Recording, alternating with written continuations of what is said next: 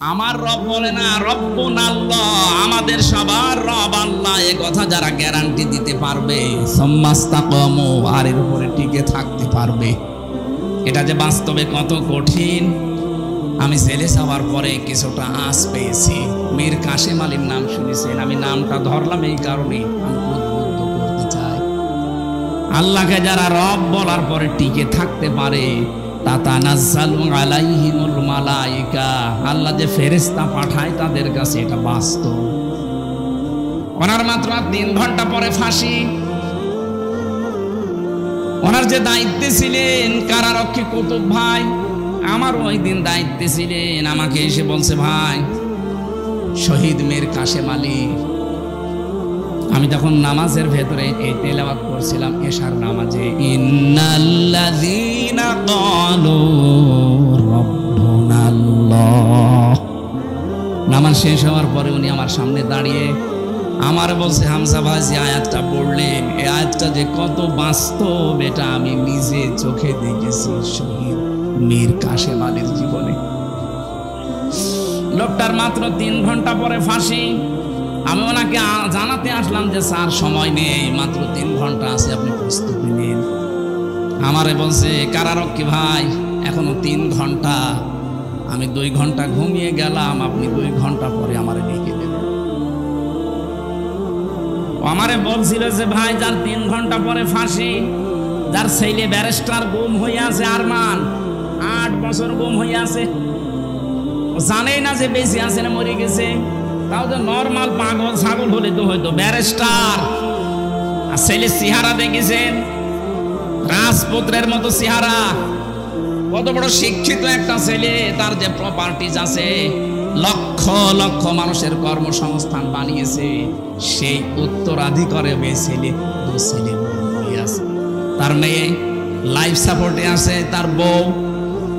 এরকম কঠিন মুহূর্তে মাত্র 3টা ঘন্টা পরে যার ফাঁসি হয়ে যাবে, তার দলীয় যে লোকজন, লক্ষ লক্ষ মানুষ পালিয়ে বেড়াচ্ছে, হাজার হাজার মানুষ জেল খাটতেছে।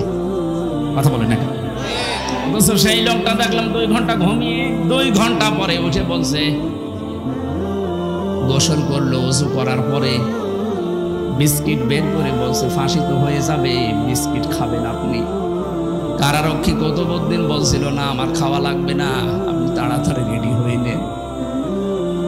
নতুন জামা পায়জামা বের করলেন ব্যাগের ভেতর থেকে, সবগুলো পরার পরে বলছে ফাঁসির যে পোশাক আছে ওইটা কি পরাবেন, নাকি আমি যা পরেছি এইটাই নিয়ে যাবেন। ওনার লুঙ্গি পরা ছিল, দেখলাম লুঙ্গি ভিজা ছিল, নাড়ি দিলেন, বললেন এইটা আমার ফাঁসি হয়ে গেলে আর একটা কয়েদিকে দিয়ে দেবেন, সে জীবনে পড়তে পারবে। সুন্দর জামা কাপড় পায়জামা পরলেন, নিজে পাঞ্জাবি গায়ে দিলেন। আমারে বলছে আর কয় মিনিট বাকি আছে, শাহজাহান জল্লাদকে ডাক দেন, চলেন আমরা যাই। মনে হচ্ছে বাস্তবে শুনতে যত সহজ মনে হচ্ছে, ওই জায়গায় থাকলে অত সহজ না। আমার মতো একটা সাধারণ মানুষ 3টা বছর মাত্র আমি এমনি যোগাযোগ বিচ্ছিন্ন ছিলাম, তাছাড়া আমার সেই রকম অত্যাচার করেছে হালকা, আমার তুলনায় কিছু। কত মানুষকে নখ তুলে নিয়েছে আমার সামনে, কত মানুষকে ডিম দিয়েছে আমার সামনে, ওই তুলনায় তো আমার অত কিছু না। তারপরও আমি শুধু জেলখানায় বসে ওই 24 ঘন্টা সেলের ভেতরে বসে থাকতাম, তাই আমার ঘুম আসে না, ঘুমের বড়ি খাওয়া লাগে। অথচ তার 3 ঘন্টা পরে ফাঁসি, ওই লোকটা 2 ঘন্টা আরামে ঘুমাচ্ছে। আমার বলছিল ভাই ওনার ঘুম আসলো কি করে, আমি বললাম এই যে আয়াত পড়লাম নামাজে, এইটার কারণে। যারা আল্লাহকে সত্যি মন থেকে রব বলার পরে টিকে থাকতে পারে, যত ঝড় ঝাপটা আসুক না কেন, দুনিয়া একদিকে আমার রব একদিকে, এই সিদ্ধান্তের উপরে যারা অটল থাকতে পারে, অটল থাকতে পারে, কোরআন গ্যারান্টি দিচ্ছে তাদের বিপদে আপদে আল্লাহ ফেরেশতা নাযিল করে। অবশ্যই ফেরেশতা তার কাছে এসেছিল, মাস্ট বি এসেছিল, নয়তো এই 2 ঘন্টা তার ঘুম আসার কথা না। কারণ আমি নিজের সাক্ষী, ঘুমের বড়ি সিটাক্সিন খেয়ে, কষিয়াম খেয়েও আমার ঘুম আসে নাই। খালি আমার ওই ছোট মেয়েটার চিন্তা হয়তো কি করছে সে, অথচ তার নিজের ছেলে গুম হয়ে গেছে। আমার মেয়ে তো মাটির সাথে কথা বলার সময় 7 মাস রেখে এসেছিলাম, তো গেলেও অসুবিধা নেই, আর একটা মেয়ে হবে। আর তার ছেলে ব্যারিস্টার পাশ করেছে, সে গুম হয়ে আছে। তার কাছে প্রতিনিয়ত সংবাদ আসতো আপনার ছেলে গুম, আপনার স্ত্রী লাইফ সাপোর্টে পড়ে আছে, বাঁচতেও পারে নাও বাঁচতে পারে। এই কঠিন পরিস্থিতিতে আপনি বলেন তো, ফেরেশতা যদি তার কাছে এসে পরের এই দুইটা শব্দ না শোনাবে, আল্লাহ তাখাফু ওয়ালা তাহজানু, এক নম্বরে বলেছে ভয় পাবেন না, চিন্তা করবেন না। কিসের ভয় পাচ্ছেন? ফাঁসি। ওই যে জান্নাতের সিঁড়ি দেখা যাচ্ছে, এখান থেকে শুধু এই জামানা বাদ দিয়ে আর একটা জগতে যাবেন, ওই সিঁড়ি দিয়ে আপনি জান্নাতে প্রবেশ করবেন। দুই নম্বরে ওয়ালা তাহজানু, চিন্তা করবেন না। কিসের চিন্তা?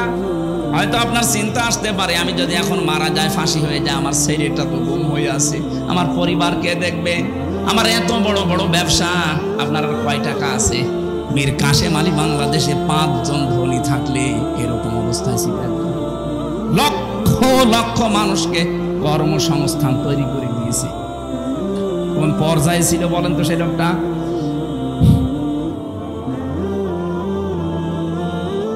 যার শুধু হাতের এইরকম ইশারা দিলেই লক্ষ লক্ষ মানুষ ওঠে বসে। আমার কথা তো ছাগলও শুনে না। মুরগি যে বলা হয় মুরগি ধান খাস না, মুরগি আরো চলে চলে খায়। তার কি ক্ষমতা আল্লাহ দিয়েছিলেন, পাওয়ার দিয়েছিলেন সারা বাংলাদেশে না সারা পৃথিবীতে, মুসলিম বিশ্বে তার একটা নাম ছিল আলাদা। আমি কতগুলো মুসলমান দেশ ঘুরে আসলাম, এই দেশে কয়েকজনকে অনেকেই চিনি, তার ভেতরে মীর কাশেম আলী একজন। বহু মানুষের কর্মসংস্থান বানিয়েছে, তাও জায়েজ ভাবে, হারাম ভাবে না। এই মানুষটাকে ফেরেশতারা হয়তো এই কথা বলেছিল, আমি তাফসিরে পড়েছি, এইভাবেই লেখা আছে। ফেরেশতারা বলে চিন্তা করবেন না, আপনার দলীয় লোকজন পালিয়ে বেড়াচ্ছে, জেলখানায় আছে, আপনার স্ত্রী অসুস্থ, ছেলে গুম হয়ে আছে, ব্যবসা প্রতিষ্ঠানগুলো সব সরকার হাতছাড়া করে নিচ্ছে, কোনো চিন্তা নেই, ভয় নেই, এগুলোর সব দায়িত্ব আল্লাহ নিজে নেবে। এই কথাটা কানের কাছে যখন ফেরেশতারা বলে, তখন তার ঘুম আসে, তাছাড়া ঘুম আসা সম্ভব না। ফেরেশতারা এসে তার সামনে জান্নাতটা তুলে ধরে, যেমন হযরতে আসিয়ার সামনে জান্নাত তুলে ধরেছিল ফেরেশতারা, তিনি যখন ঈমানের পরীক্ষা দিচ্ছিলেন। ইয ক্বালাত রাব্বি ইবনি লি ইনদাকা বাইতান ফিল জান্নাতি ওয়া নাজ্জিনি মিন ফিরআউনা ওয়া আমালিহি ওয়া নাজ্জিনি মিনাল কওমিজ যালিমিন। সম্মানিত মা বোন যারা এসেছেন, এই আয়াতে আপনাদের দুইটা শিক্ষা আছে। মেয়েরা এসেছে, আমার মা বোনেরা, অনেকে মনে করে আমি নামাজ পড়ি, রোজা রাখি, কালো বোরকা পরে বেড়াই, আমি জান্নাতে যাব না, যাবে কে? না। হযরতে আসিয়ার দিকে তাকান, এত বড় কঠিন পরিস্থিতি, তার ঈমানের উপরে টিকে থাকতে গিয়ে তার হাতের ভেতরে পেরেক লাগিয়েছে তার নিজের স্বামী ফিরআউন, তার কপালে পেরেক লাগিয়েছে, পায়ের ভেতরে ছলাকা লাগিয়েছে, মাথার উপরে গরম তেল ঢেলে দিয়েছে, চুলগুলো সব উঠে গেছে। কঠিন পরিস্থিতি যখন চলছিল, আল্লাহ নিজে ফেরেশতা জিবরাইলকে বলছে, জান্নাত তুলে নিয়ে আমার বান্দির সামনে ধর। হযরতে আসিয়া জান্নাত দেখার পরে ডাক দিয়েছিলেন, হে ফেরেশতা জিবরাইল, জান্নাত আল্লাহ পাঠিয়েছে, আল্লাহকে একটু বলেন উনি যেখানে আছে ওই জায়গায় যেন একটা ঘর আমার জন্য আলাদা বানিয়ে রাখে, ওই ঘরে বসে বসে 24 ঘন্টা আমি আল্লাহকে সব সময় দেখতে চাই। এক নম্বরে তিনি কি ঈমানের পরীক্ষায় কি কথা বললেন, দ্বিতীয় নম্বরের কথাটা মেয়েদের জন্য বলার জন্য আমি আয়াতটা পড়লাম। হযরতে আসিয়া বলেছিলেন, রব্বি নাজ্জিনি মিন ফিরআউনা ওয়া আমালিহি ওয়া নাজ্জিনি মিনাল কওমিজ যালিমিন। দুই জায়গায় এক আলিফ করে টান আছে।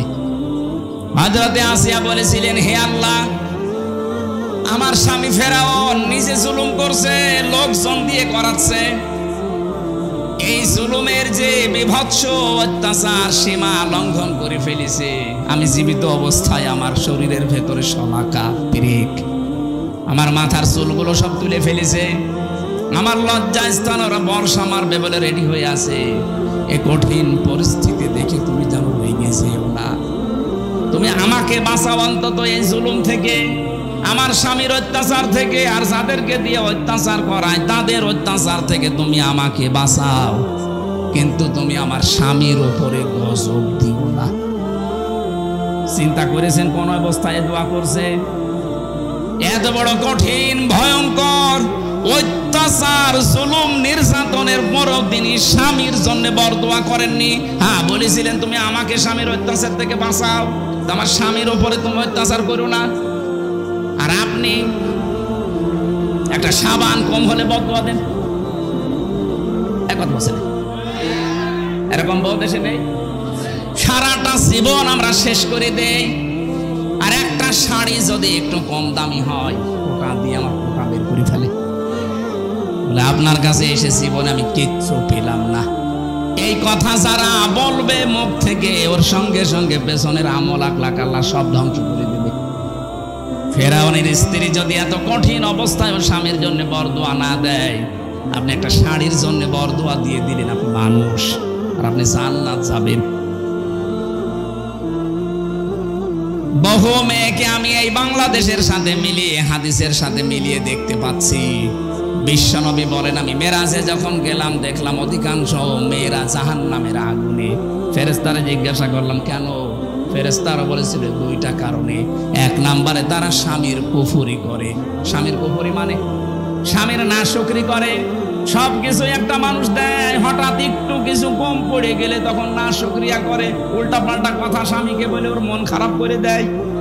এরকম বউ আছে কার? হাত তোলেন তো। একজু আপনি ক্যামেরার সামনে এসে হাত তুলে দেখা, আপনার বউ দেখো আজকে আপনার ঘরে ঢোকা বন্ধ করে দেব না। আমি হাসির খোরাকি দেইনি। এই লোকটা তো লজ্জা শরম ত্যাগ করে হাত তুলেছে, আর আমরা হাত তুলতে পারছি না। তাই কারণ ক্যামেরা সব আমার দিকে ঘোরানো, আমি তুললে তো আরো ঝামেলা। সম্মানিত মা বোনেরা, না হচ্ছে না। এখানে বহু স্বামী অবস্থায় আছে। পুরুষ নির্যাতনকারী নারী যেমন আছে, নারী নির্যাতনকারী পুরুষও আছে। বাংলাদেশে নারী নির্যাতনকারী পুরুষের বিরুদ্ধে মামলা হয়, পুরুষ নির্যাতনকারী নারীর বিরুদ্ধে কোনো মামলা নেই। অন্তত আর যাই হোক, চাচা এরশাদ তো ছিল, এই আইনটা তো পাশ করতে পারত। কথা বলে না কেন? চাচা এরশাদ যদি পাশ করে যেত যে পুরুষ নির্যাতন করলে তাদের বিরুদ্ধেও মামলা হবে, তাহলে আমার মনে হয় আমরা অনেকে আজ পরিবারে জান্নাতে থাকতাম। কি যে অবস্থায় আছে আমরা বলতেও পারি না। অথচ মেয়েরা যদি মনটা একটু উদার করে, পরিবারটা একটা জান্নাত হয়ে যায়। খাদিজাতুল কুবরার জন্য আল্লাহ জান্নাতে আলাদা একটা ঘর বানিয়ে রাখবেন। ওই ঘরটা হবে নয়েজ মুক্ত, আওয়াজ মুক্ত। কেন? নবীজি যখন বাইরের কোলাহল পরিবেশপূর্ণ দেখে আসতেন, বাড়িতে বাইরে দাওয়াতি কাজ করে ঝামেলার শেষ নেই, এক একজনের এক এক কথা, উল্টা পাল্টা কথা শুনে যখন বাড়িতে আসতেন, বাড়িতে প্রবেশ করার সঙ্গে সঙ্গে ঘরটা আওয়াজ মুক্ত করে ফেলতেন, নিস্তব্ধ, একেবারে শান্ত, নির্মল করে দিতেন হযরতে খাদিজা স্বামীর জন্য। আপনি স্ত্রী হিসাবে এরকম একটা ঘর স্বামীকে উপহার দিতে পারেন না?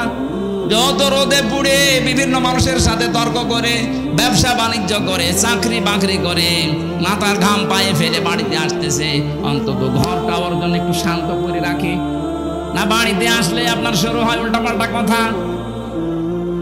আপনার জন্য জান্নাতে এরকম আলাদা ঘর বানানো দূরের কথা, স্বামীকে যারা এরকম মানসিক কষ্টে রাখে তার জন্য আল্লাহ জাহান্নামে একটা ঘর বানিয়ে রাখে। খালি নামাজ পড়ে রোজা করি আর কালো বোরকা পরে মনে করছে আমি আল্লাহর ওলি হয়ে গেছি। আমি মীর কাশেম আলীর কথা কেন বললাম? কারণ আমি নিজে দেখেছি, নিজে শুনেছি, বাস্তব আমি নিজে উপলব্ধি করে এসেছি জায়গাটা। এই জন্য বললাম, আমরা যারা আজ আল্লাহকে রব বলার পরে সত্যি আমরা টিকে থাকতে পারি, তাদেরও কিন্তু একটা আলাদা অনির্বচন সুখ আল্লাহ তাদেরকে দান করে। সূরা নাহলের 44 নম্বর আয়াতের শেষের দিকে আছে, হে নবী, এ কোরআন আপনার প্রতি আমি নাযিল করেছি, শুধু চুমা খাবেন আর মাথার উপরে রেখে দেবেন। কেন দিলাম আপনাকে এটা জানেন? লিতো বাজ্জিনা লিন্নাস, আপনি মানুষের সামনে ব্যাখ্যা করবেন, বিবৃতি দেবেন স্পষ্ট ভাবে, গোপন করবেন না কিছু। শব্দের দিকে খেয়াল করে শোনেন, লিতো বাজ্জিনা লিন্নাস। আপনি যখন মানুষের সামনে ব্যাখ্যা দেবেন, কি মানুষ যারা মরে গেছে। লাম শব্দ ব্যবহার করা হয় আরবি গ্রামার অনুযায়ী 13টা অর্থে। প্রথম অর্থ হচ্ছে লাম ব্যবহার করা হবে যাদের জন্য তারা জীবিত হওয়া লাগবে। আল্লাহ এখানে যে লিন্নাস দিয়েছেন এটা মৃত মানুষের জন্য না, জীবিত মানুষের জন্য। সুতরাং কোরআন প্রচার করা লাগবে, কোরআন ব্যাখ্যা করা লাগবে তাদের সামনে যারা জীবিত। কিন্তু শব্দটাকে 15.5 বছরে আমরা পাল্টিয়ে ফেলছি। এই দেশে জীবিত মানুষদের সামনে কোরআনের ব্যাখ্যা করা কত কঠিন হয়ে গিয়েছিল। 14 জায়গায় অনুমতি নেওয়া লাগবে এরকম একটা অনুষ্ঠান করার জন্য। যারা দায়িত্বে ছিলেন সরাসরি হয়তো বলেননি যে আমরা হতে দেব না, কিন্তু যেন না হয় এইরকম ব্যবস্থা আপনি করে রেখেছিলেন। 14 জায়গায় কেউ যাবেও না, ও ছাতা কোরআনের অনুষ্ঠান যাতে মাতাল হলো তাহলে ঠিক ছিল। কারণ জানে যে দেশে 96% মুসলমান, অন্তত আর চাই করি কোরআনের বিরুদ্ধে ডাইরেক্ট অবস্থান নিয়ে টিকে থাকা যাবে না।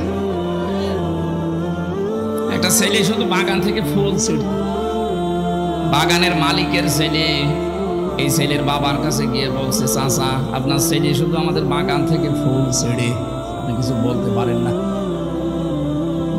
ফুল ছিঁড়ে, ওর মাথা একটু খারাপ তো এজন্য ফুল ছিঁড়ে। ছেলেটা বলছে, চাচা আপনার বাগানের পাশেই তো, আমাদের বাগানের পাশেই তো আপনার বাগান আছে, ওই বাগানে তো বড় বড় ফুল আছে, ওইটা তো ছিঁড়ি না। ওর মাথা যদি খারাপ হবে তো ওইটা তো ছিঁড়ার কথা। চাচা বলছে, ভাতিজা মাথা খারাপ, অত খারাপ না। ওদের মাথা খারাপ হয়ে গিয়েছিল 15.5 বছরে, তো এত খারাপ হয়নি যে সরাসরি বলবে কোরআন চলতে দেব না। যেন না চলে এরকম কাজ সব ওরা করেছে। ওরা জীবিত মানুষদেরকে শোনাতে দিত না। হ্যাঁ, মানুষ মরে গেছে, আপনি কোরআন পড়েন। যারা কোরআন প্রচারে কোরআনের ব্যাখ্যায় বাধা দিত, ওদের বাবা মারা গেলে আমার এই ডেকে নিয়ে বলতো, হুজুর কোরআন পড়ে দেন। আরে ভাই, আপনার বাপ তো মরেই গেছে, ওর জন্য তো আর কোরআন শরীফ না। ও যতদিন জীবিত ছিল ওই পর্যন্ত ওরা শোনাতে পারলে, কাজ করতে পারলে কাজ হতো। ও মরে গেছে, এখন ওরা আমি শুনিয়ে কি করব?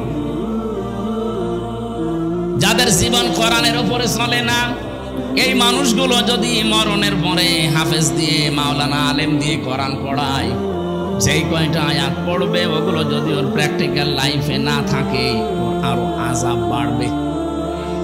ফেরেশতা এসে গোতা দেবে, ওই কি বলে হাফেজ? ইউসিকুমুল্লাহু ফি আওলাদিকুম লিয-যাকারি মিসলু হাযযিল উনসায়াইন।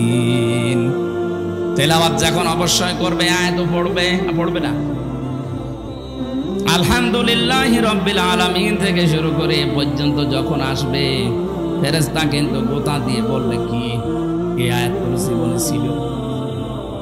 এক ছেলে যা পাবে, 2 মেয়ে তাই পাবে, এটা আল্লাহর নির্দেশ। কিন্তু বহু মানুষ এই দেশে ছেলের নামে সবই লিখে দেয়, আর মেয়েকে বলে তোর জন্য দোয়া করে দিলাম।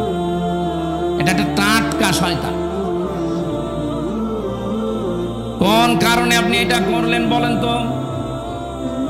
ছেলেটাকে জন্ম আপনি দিয়েছিলেন, মেয়েটাকে ভাড়া করে জন্ম দিয়েছিলেন। কথা বলেন না কেন? ওইটাও যদি আপনার হয়, তাহলে আল্লাহর যে নির্দেশ ছিল ওইটা আপনি কেন করলেন না? আমি বহু হাজিকে আমার নিজের সাথে যেতে দেখেছি এই কাজ করে। ওরা কিছু মনেও করে না, ওরা জানেও মনে হয়, আর জানলেও কিভাবে জানে আমি জানি না। যাওয়ার আগে ভালো ভালো জমিগুলো, পজিশনগুলো, দোকানগুলো সব ছেলেকে দিয়ে দেয়, আর মেয়ের জন্য বলে আল্লাহর ঘরে কাবায় যাচ্ছে, তোর জন্য দোয়া করে দেবো যা। আরে ভাই, আপনি তো দোয়া করবেন, ওকে ফাঁকি দিলেন কেন? দোয়া করবেন, করেন, ওর জমি আগে ফেরত দেন। কথা বলেন না কেন? না, আপনার হয়নি, আপনার কিন্তু আযাব বাড়বে। আপনার এই আয়াত যদি জীবনে মানা না হয়, পাগলকে যদি বলা হয় ভাই নৌকা নাড়াবি না, ও বলে আমার মনে ছিল না। আপনি আরো মনে করে দিচ্ছেন। পড়তে পড়তে যখন সূরা নেসার ভেতরে 10 নম্বর আয়াত তেলাওয়াত করবে, ইন্নাল্লাযীনা ইয়াকুলুনা আমওয়ালাল ইয়াতামা যুলমান ইন্নামা ইয়াকুলুনা ফি বুতুনিহিম নারা ওয়া সায়াসলাউনা সাঈরা। খুব খেয়াল করবেন, কয়েকটা তথ্য এখান থেকে পাওয়া যাবে। আল্লাহ পাক বলেন ইন্নাল্লাযীনা, নিশ্চয় যারা, ইয়াকুলুনা, আকালা ইয়াকুলু মানে খাওয়া, এটা মজারে, বর্তমান, ভবিষ্যৎ, প্রেজেন্ট, ফিউচার। এখন যারা খাচ্ছে, ভবিষ্যতেও যারা খাবে। আমওয়ালাল ইয়াতামা, মালের বহু বচন আমওয়াল, আর ইয়াতামা একালি করে টান আছে। যারা এতিমদের মাল খাচ্ছে এবং খাবে, জুলমান, অন্যায় ভাবে, ইন্নামা, অবশ্যই তারা, ইয়াকুলুনা ফি বুতুনিহিম নারা, তারা পেটের ভেতরে যা দেয় সব জাহান্নামের আগুন ছাড়া আর কিছু না। শব্দটা কত কঠিন, ভয়ঙ্কর দিয়েছেন আল্লাহ। খাবারকে আল্লাহ বলেন জাহান্নামের আগুন। এটা এতটুকু আল্লাহ যদি শেষ করে দিতেন, আল্লাহর কসমি আয়াত আমি পড়তাম না। পরে শব্দটা আরো কঠিন, ওয়াসায়াসলাউনা সাঈরা। শব্দ শুরু করার আগে আল্লাহ সিন দিয়েছেন।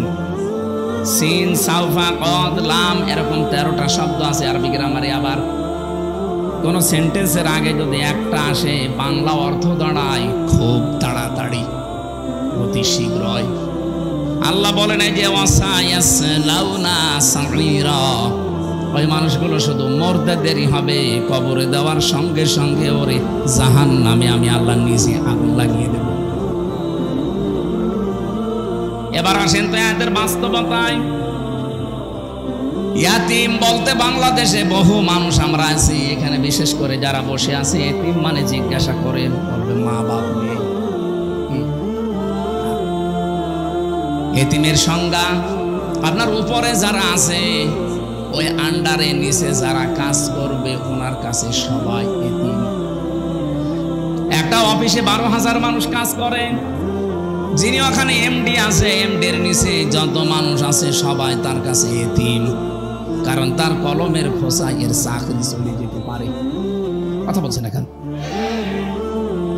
এই দেশের যিনি দায়িত্বে ছিলেন, 18 কোটি মানুষের, তার কাছে আমরা সবাই এতিম। কি করলেন আপনি এতিমের সাথে? একজনকে তো এতিমের মাল আত্মসাৎকারী বলে 6-7 বছর জেল খাটাইলেন। আর আপনি কি করেছেন এতিমদের সাথে বলেন তো? 18 কোটি মানুষ আমরা সবাই আপনার কাছে এতিম ছিলাম। কেন বললাম এই কথা বলেন? কিছুদিন আগে আমার মামলাগুলো সব ঢিসমিস হয়ে গেছে, খারিজ হয়ে গেছে। আদালত আমার মামলা দেখার পরে বলছে, কি দেখে মামলার রায় দেবো, এর ভেতরে তো কোনো মাল নেই, সব খারিজ করে দিলাম। জান, আমি আদালতের এজলাসে দাঁড়িয়ে মনে করলাম, জিজ্ঞাসা করি বিচারপতি, এই মামলা তো 3 বছর আপনার কাছে ছিল, এতদিন তো কিছু বলেননি, হঠাৎ এখন এই 5 তারিখের পরে কিসে আপনাকে কামড় দিল? এখন বলছেন যে কোনো মাল নেই। মাল এর আগে ছিল, এর আগেও তো মাল ছিল না। এই মামলাটা প্রায় 30 বারের উপরে সিএমএম কোর্ট, জজ কোর্ট, হাইকোর্ট মিলে 30 বার করে উঠেছে।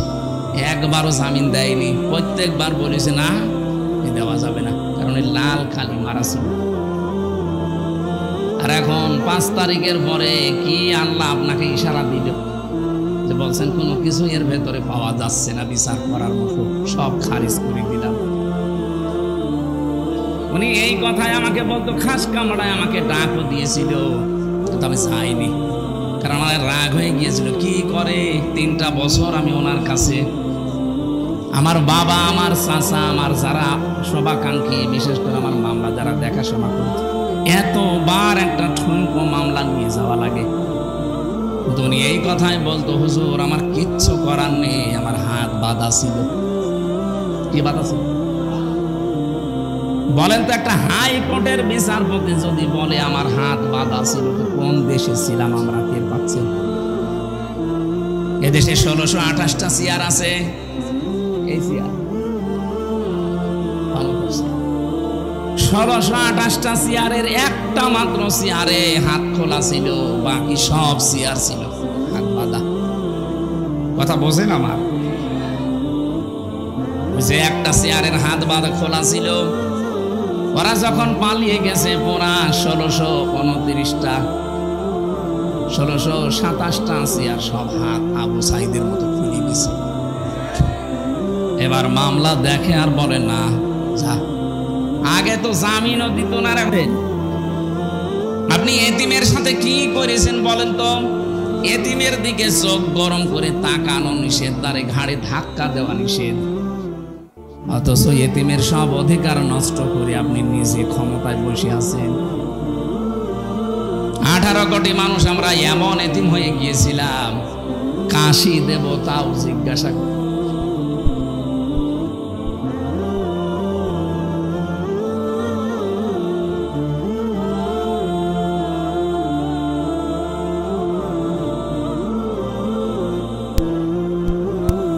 এক একটা ঘন্টা এক এক বছর যাচ্ছে।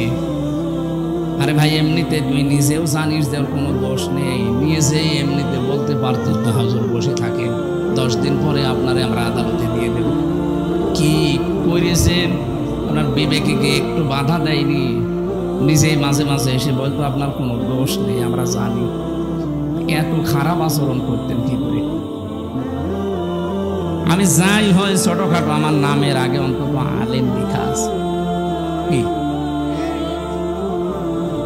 আমার পায়ে ডান্ডা বেড়ি লাগিয়েছেন, মাজায় দড়ি বেঁধেছেন ছাগলের মতো, হাত মানুষের সামনে বাঁধে আর আমার বেঁধেছে পেছনে, কালো কাপড় দিয়ে চোখ বেঁধে নিয়ে আপনি টাঙিয়ে দিলেন 11 ঘন্টা। এমনি আমার শরীর চলে না, এর উপরে যদি এত বড় অত্যাচার 1-2 ঘন্টা করে ছেড়ে দেন। 3টা বছর ফাঁসির কন্ডেম সেলের ভেতরে যোগাযোগ বিচ্ছিন্ন করে আমার অধিকার সব নষ্ট করে রেখেছিলেন। জেলে থাকলে তো 10 বছর থাকা, ফাঁসির ওই কন্ডেম সেলের ভেতরে শুধুমাত্র সেলে রেখে দিয়ে শেষ করেনি, 24 ঘন্টার তালা লাগিয়ে রাখে, আবার সিসি ক্যামেরা দিয়ে রেখেছে, আমার সাথে কেউ যেন কথা না বলে। আবার যোগাযোগ বাইরে পুরা বিচ্ছিন্ন। হ্যাঁ, আমার চাইতে কঠিন অবস্থায় ছিল যারা আয়না ঘরের গভীরে ছিল। আমিও ছিলাম 10 দিন, কিন্তু অত গভীরে না। মাঝে মাঝে দেখতাম কিছু মানুষ চিৎকার করছে। একটা মানুষ 2 বছর, 5 বছর, 8 বছর, 10 বছর, 14 বছর করিয়াছে, কেউ জানে না। এত বড় বড় নখ হয়ে গেছে, চুল দাড়ি গব মনে হচ্ছে আকাশ থেকে জঙ্গল থেকে মনে হয় বেরিয়ে আসতেছে, দেখলে আপনার ভয় লাগবে। যারা এত বড় নখ বলেন তো কি অবস্থা তার? এই লোকটা দেওয়ালের সাথে খুশিয়ে খুশিয়ে লিখে রাখতো, ভাই যদি বাইরে যেতে পারেন এই নাম্বারে একটু জানাবে যে আমি এখনো বেঁচে আছি।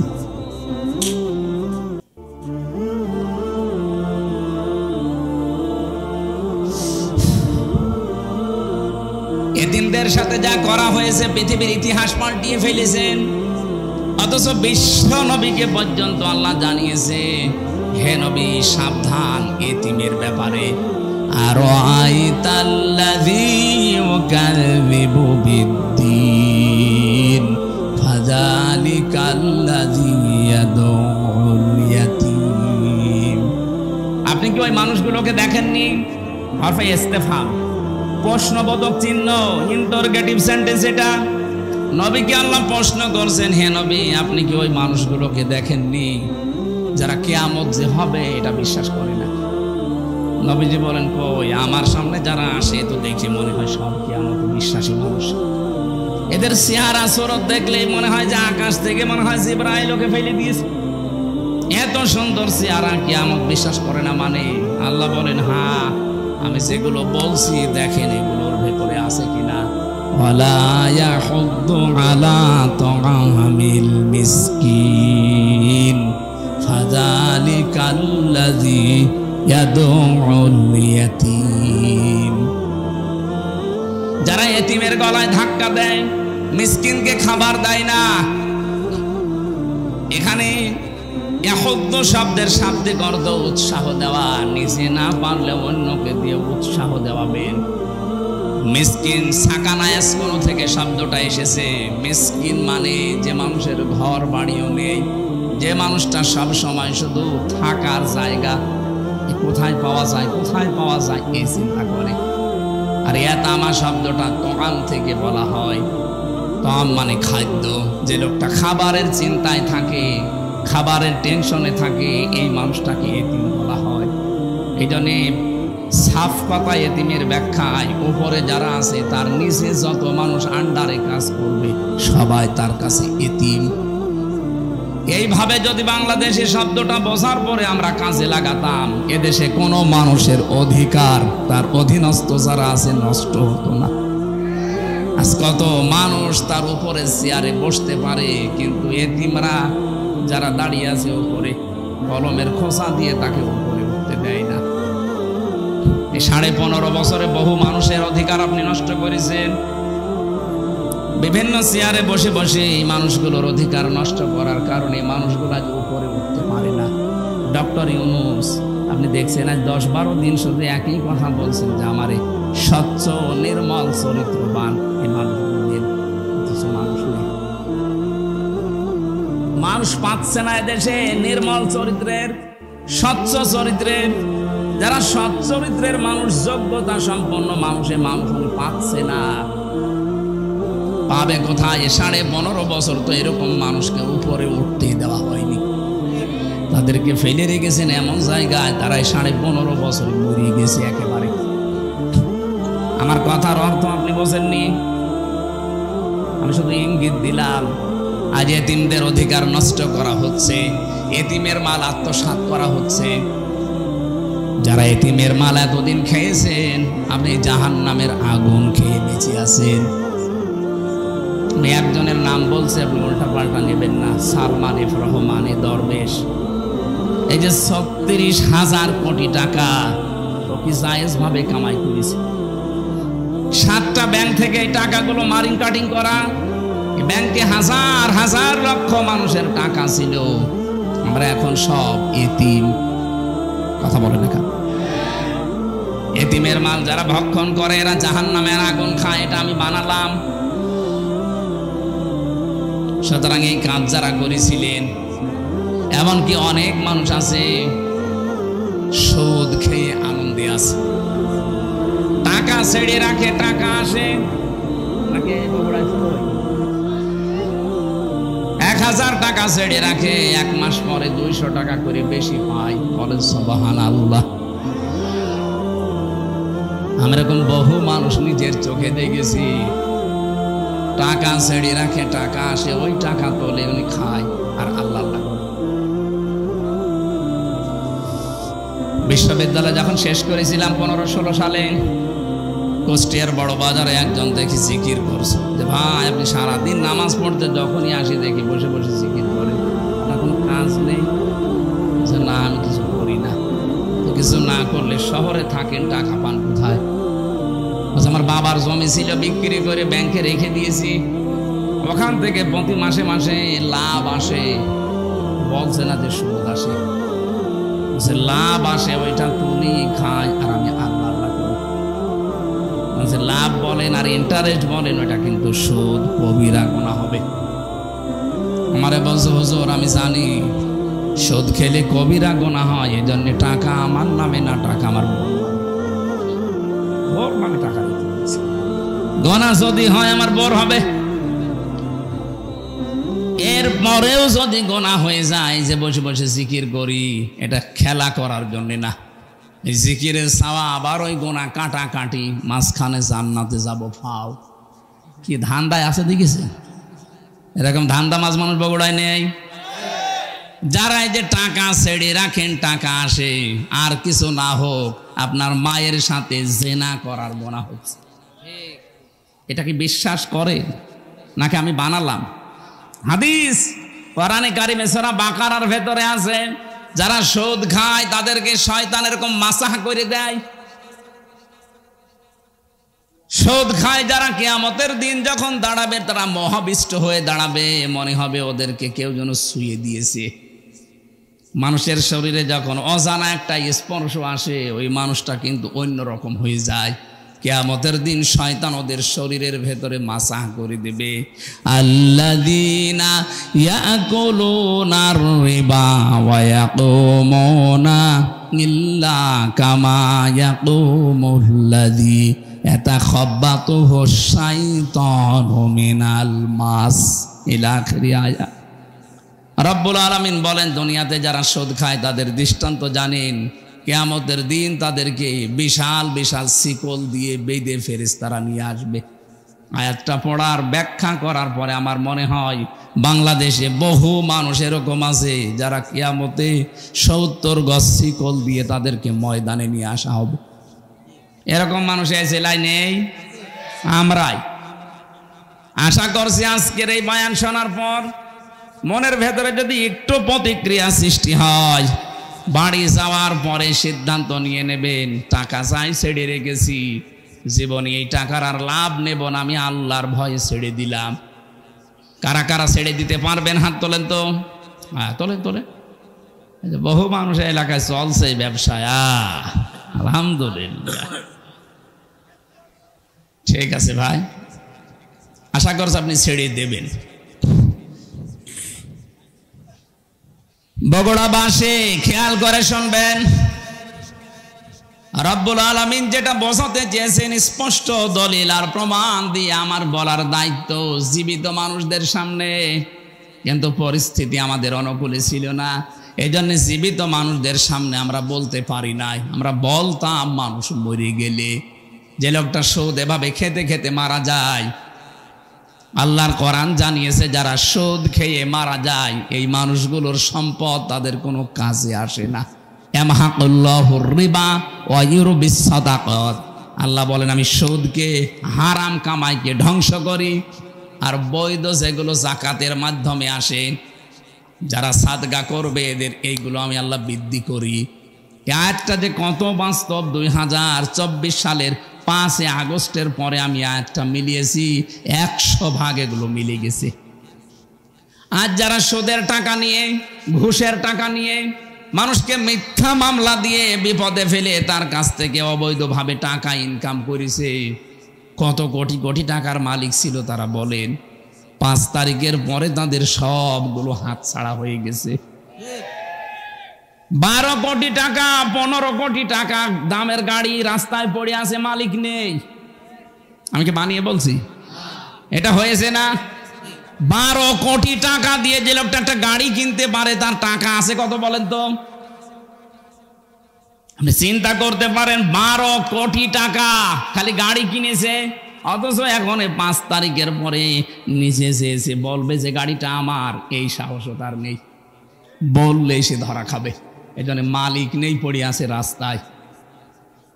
কোরআনে কারিমে আল্লাহ 1500 বছর আগে বিশ্ব নবীকে আয়াতটা শুনিয়েছেন, হে নবী, ফাতিলকা বুয়ুতুহুম খাবিয়াতাম বিমা যালামু ইন্না ফি যালিকা লায়াতাল লিকাউমিন ইয়ালামুন। হে নবী, ওইদিকে তাকাতে পারেন না? এইভাবে আল্লাহ দেখাচ্ছে, ফাতিলকা, ফাতিলকা বুয়ুতুহুম, বাইতুনের বহুবচন বুয়ুত, হোম দিয়েছেন আল্লাহ। আল্লাহ যেন তার কুদরতের আঙ্গুল এভাবে ইশারা দিয়ে নবীকে বলছে, হে নবী তাকাতে পারেন না ওইদিকে? ওই যে ফাতিলকা বুয়ুতুহুম খাবিয়াতাম বিমা যালামু, ওই যে জালেমদের ঘরগুলো আমি আল্লাহ কিভাবে উজাড় করে দিয়েছি তাকান। আমার তোমার আয়াতটা পড়ার পরে 2024-এর 5 আগস্টের কথা মনে পড়ছে। দেখেন 2024-এর 5 আগস্টের পরে দেশে যত জালেমের ঘর ছিল অধিকাংশ ঘরগুলো আজ উজাড় গৃহ হয়ে গেছে। আমি তো আমার কুষ্টিয়ারটা বলছি, কি দাপট ছিল হানিফ সাহেবের, কি আমি নাম ধরে বলছি এই কারণে, কারণ আমি নিজে দেখে এসেছি তার দাপট কি। খুলনা বিভাগের 10টা জেলায় আমার একটা দিনও ঢুকতে দেয়নি, কথাও বলতে দেয়নি। কি দাপট নিয়ে চলতো। মানে শুধু হাসিনার আত্মীয়, এই কারণে এত দাপট ছিল। এদেশের 3 নাম্বার পজিশনে চলে গিয়েছিল, অথচ এই 5 তারিখের পরে 1:30টার সময় যিনি পালিয়েছে, বিকাল 5টা বাজতে বাজতে তার বাড়ির একটা ইটও আর নেই, সব খুলে নিয়ে চলে গেছে। আমার তো এই আয়াতের দিকে তাকিয়ে মনে হচ্ছে আল্লাহ মনে হয় হানিফ সাহেবের নামে আয়াতটা নাযিল করেছে। ফাদিল কা বয়তুহুম, হে নবী আপনি একটু তাকান, খাবিয়াতাম বিমা যালামু, এদের এই জুলুমের কারণে এই ঘরগুলোর দিকে তাকান, কি অবস্থা করেছি, বিরানহীন বানিয়ে দিয়েছি, বিরান ভূমি বানিয়ে দিয়েছি। মনে হচ্ছে এখন ওইটা জাতীয় টয়লেট।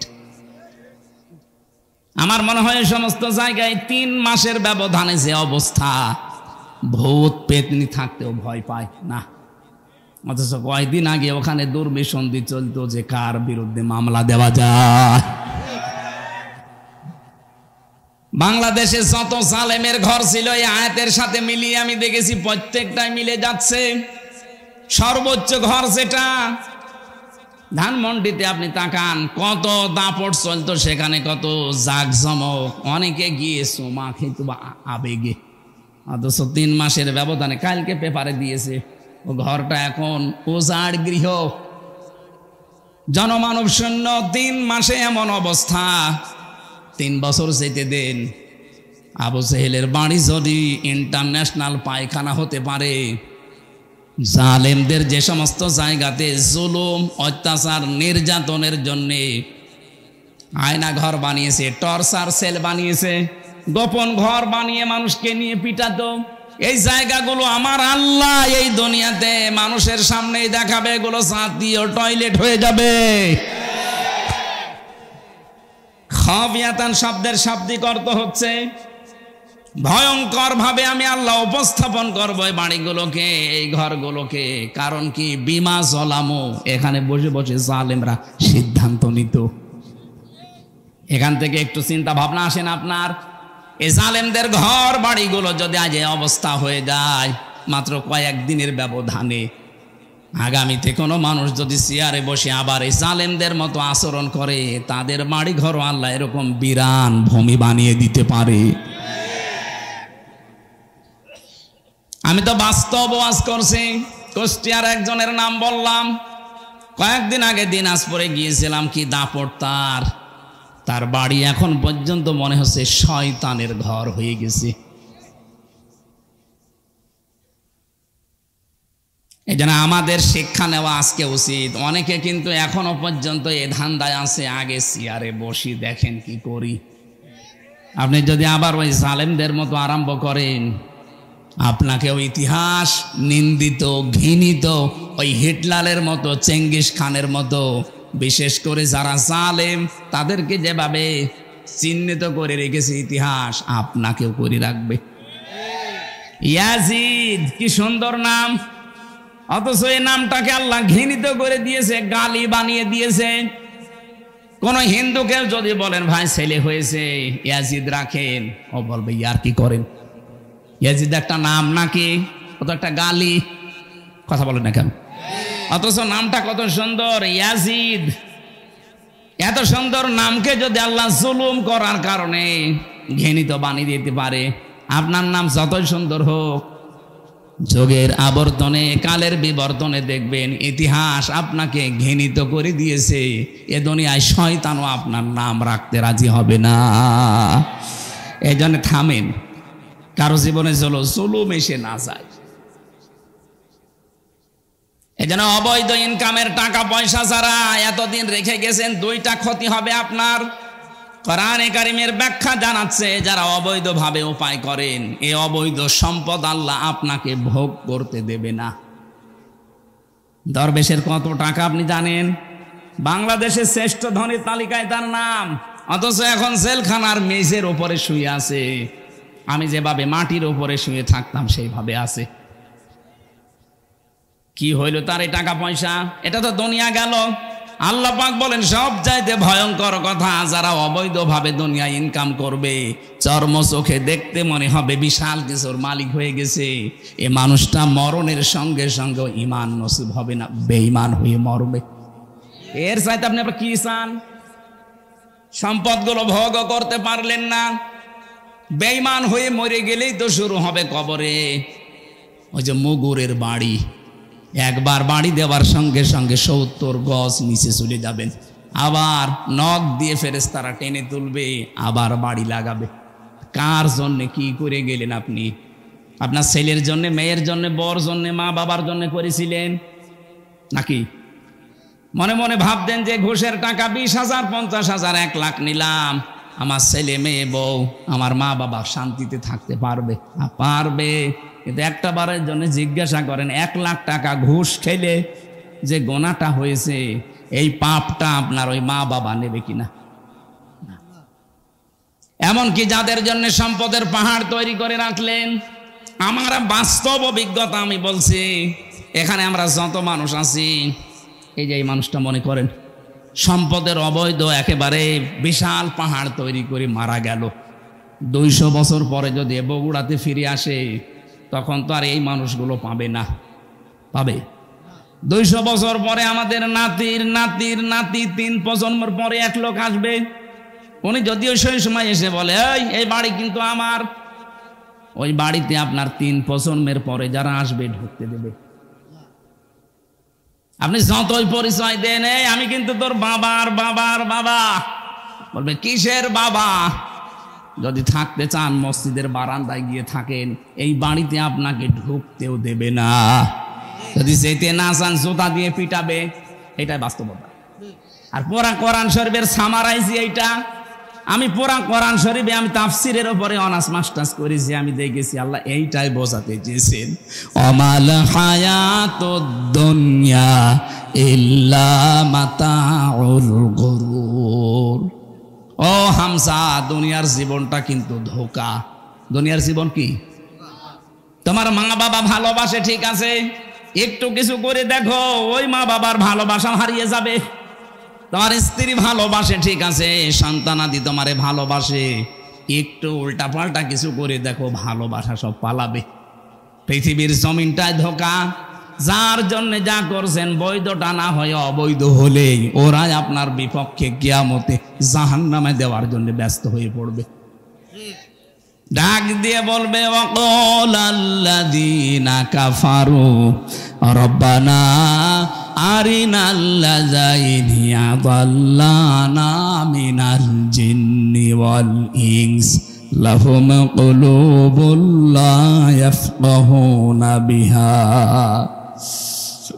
রব্বানা আরিনাল্লাযাইনি আযাল্লানা মিনাল জিন্নি ওয়াল ইনস নাজআলুহুমা তাহতা আকদামিনা লিয়াকুনা মিনাল আসফালিন।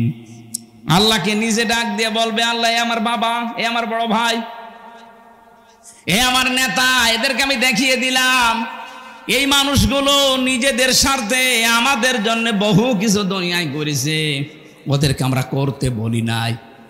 দেখিয়ে দিলাম, আমাদেরকে যা শাস্তি দিবা শুধু ওদেরকে আমাদের কাছে এনে দাও, তোমার কিছু করা লাগবে না। তাহাতা আকদামিনা, কদমের বহু বচন আকদাম, 5 শব্দের বহু বচন, আল্লাহ 2 দ্বিবচন দিয়েছেন, বহু বচন। 2 পায়ের নিচে ওদের মুখের ওপরে লাথি দিয়ে জাহান্নামের একেবারে নিচে নিয়ে ফেলবো। ওই সন্তান বলবে, যে সন্তানকে 2 তলা বাড়ি বানাতে গিয়ে আপনি বৈধ অবৈধ দেখেননি, বাবা শাহজালাল সব হালাল। এরকম পাগল দেশে নেই? আছে মানে আমরা যেন পাগলামি আর না করি সামনে। সুতরাং ব্যাখ্যা যখন যেইটা করব কোরআনে কারিম দিয়ে, আমার দায়িত্ব হবে জীবিত মানুষদের সামনে এই সঠিক কথাগুলো তুলে ধরা। আর যারা জীবিত মানুষ শুনবে তাদের দায়িত্ব কি? না লিতো বাজ্জিনা লিন্নাস, আল্লাহ পাক বলেন ওলা আল্লাহুম ইয়াতাফাক্কারুন। হে নবী, আপনার সামনে যারা এই কথাগুলো বুঝবে, শুনবে, অনুধাবন করবে, এরা যেন বাড়ি যেয়ে চিন্তা ভাবনা করে। সুতরাং শুধু 1 বছর পরে পরে শুনতে আসবেন আর গরুর মতো জীবন কাটাবেন না, শোনার পরে বাড়ি যেয়ে চিন্তা ভাবনা করেন। তাই তো আমি যদি 200 বছর পরে আবার বগুড়ায় ফিরে আসি, আমার নিজের আপনজনরাই তো আমার বাড়ি উঠতে দেবে না। আল্লাহ আমাদেরকে তুমি এই পাগলামি থেকে অন্তত বাঁচাও। এটা হবে, এর প্রশ্নের জবাব আল্লাহ আগেই পাঠিয়ে দিয়েছেন। এরপরও যদি আমরা কেউ ফেল করি, আমার মনে হয় ওরে 5 থেকে নামিয়ে দেওয়া দরকার। কিসে? আল্লাহ আমাদের বোঝ দাও, বলেন আমিন। কোরআনে কারিমের 6666টি আয়াত, মাত্র একটা আয়াত পড়েছি, সূরা হামিম সেজদার 30 নম্বর আয়াত। আমাকে আল্লাহ এই মাথার ভেতরে যে জ্ঞান দিয়েছেন, এই আয়াতে যত কথা আছে আমার কাছে ব্যাখ্যা নোট করা আছে। আমার মনে হয় মরণ পর্যন্ত যদি আয়াতটার ব্যাখ্যা করা হয় তারপরও শেষ হবে না, এত কথা এর ভেতরে লুকানো আছে। আমরা যতটুকু পারি এবার তাফসীর আকারে কথা বলবো ইনশাআল্লাহ। কোরআনে কারিম এবার আহ্বান জানাচ্ছে, ইন্নাল্লাযীনা ক্বালু রাব্বুনাল্লাহ, অবশ্যই যারা এই কথা বলতে পারে আমাদের রব আল্লাহ, সুম্মাস্তাকামু, এর উপরে টিকে থাকে, ইস্তেকামাত ময়দা করে, দৃঢ়তা নিয়ে অটুট থাকে, অটল থাকে, স্থিতিশীল থাকে, তাতানাজ্জালু আলাইহিমুল মালাইকা, তারা বিপদে পড়লে আমি আল্লাহ গ্যারান্টি দিলাম তাদের জন্য ফেরেশতা নাজিল করে সাহায্য করব। আমি জানি এই কথা শোনার পরে আমাদের 100% বিশ্বাস অনেকেরই নেই।